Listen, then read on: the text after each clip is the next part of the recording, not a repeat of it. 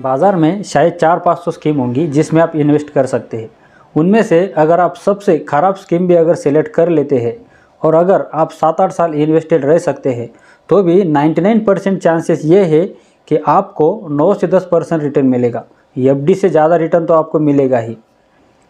और अगर आपने सबसे अच्छी स्कीम सेलेक्ट कर ली तो आपको 22 से 23% तक रिटर्न मिल सकता है। इसलिए डरने की कोई बात नहीं है, आपको रिटर्न बेटर मिलेंगे।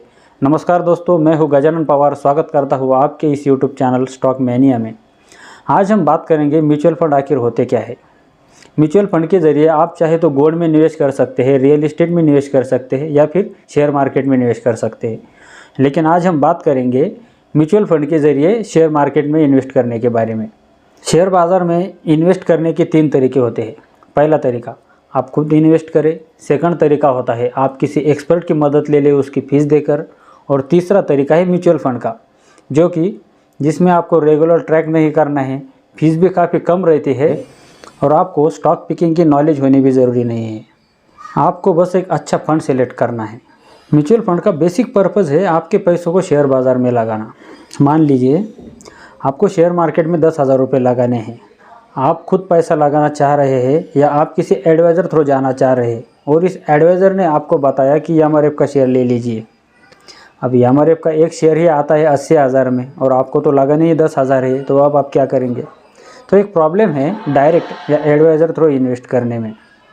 म्यूचुअल फंड क्या करता है, आपसे 800 रुपये लेता है, किसी और से 800 रुपये लेता है, 100 लोगों से 800 रुपये लेता है और 80,000 रुपये का एक शेयर खरीद लेता है, जो कि आप अकेले 800 रुपये इन्वेस्ट करते तो नहीं खरीद सकते थे। लेकिन अब शेयर एक है और लोग 100 है, तो वो बांटेंगे कैसे? तो म्यूचुअल फंड क्या करता है, वो एक शेयर खरीद लेता है और आपको देता है उस स्कीम का यूनिट्स 800 रुपये का, ताकि आप सब लोग मिलकर उस एक शेयर के को होल्डर बन जाए। म्यूचुअल फंड आपको थोड़े पैसे में ज़्यादा कंपनियों में इन्वेस्ट करने का मौका देता है, जो कि आप अकेले नहीं कर सकते। म्यूचुअल फंड ये कैसे करता है, वो एक फंड मैनेजमेंट कंपनी बनाते हैं जिसे कि एएमसी कहा जाता है। वो कंपनी एक फ़ंड लॉन्च करती है और फिर लोगों से पैसे मांगती है कि हमने ये एक फ़ंड लॉन्च किया है, हमारे ये एक्सपर्ट है, ये आपका पैसा मैनेज करेंगे, आप आइए, आपका पैसा हमें दीजिए, हम आपको अच्छा रिटर्न दिलाएंगे।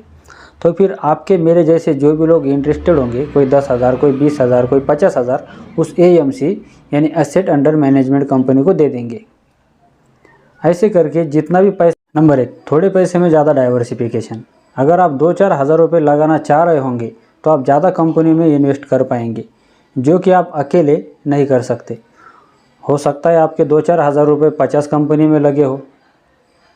नंबर 2, एक एक्सपर्ट आपके पैसों को मैनेज करता है, जबकि आप किसी एडवाइज़र थ्रू जाते हैं तो 2-5 हज़ार तो एडवाइज़र फीस ही ले लेता है। लेकिन म्यूचुअल फंड में आपके जैसे हज़ार लोग मिलकर उसकी फ़ीस दे रहे हैं, तो आपको बहुत सस्ते दाम पर फंड मैनेजर एक्सपर्ट मिल जाता है। और वो जो दाम होता है उसे कहते हैं एक्सपेंस रेशो। ये एक्सपेंस रेशो जितना कम होता है उतना ही अच्छा माना जाता है।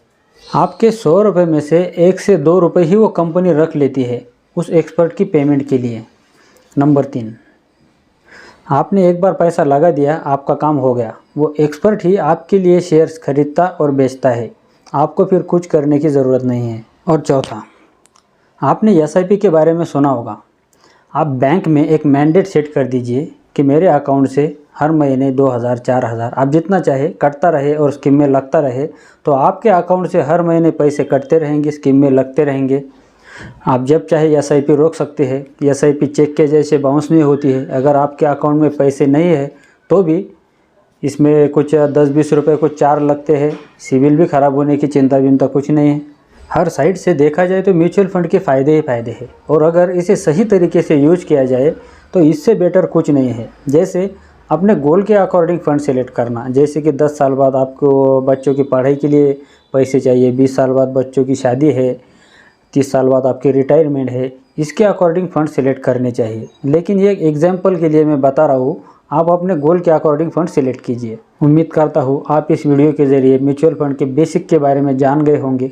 अगर हाँ तो वीडियो को लाइक ज़रूर कर दीजिए और अगर आपने अब तक चैनल को सब्सक्राइब नहीं किया है तो चैनल को सब्सक्राइब ज़रूर कर दीजिए और बेल आइकन को दबाना ना भूलिए ताकि आपको नए वीडियो की नोटिफिकेशन मिल सके।